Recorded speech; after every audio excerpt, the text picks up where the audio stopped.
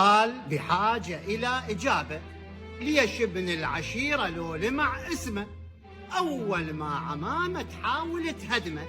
واحد بيده فاس وواحد بقزمه يفلشون اللي يبرج بنيانه. ليش؟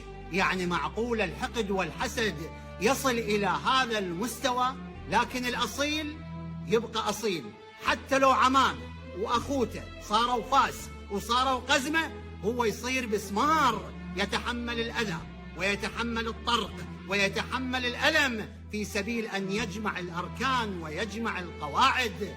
لذلك قال أحد الشعراء مخاطبا قومه عمامة، قال: فإن جزروا لحمي وفرت لحومهم، وإن هدموا مجدي بنيت لهم مجدا. لهم جل مالي إن تتابع لي غنى، وإن قل مالي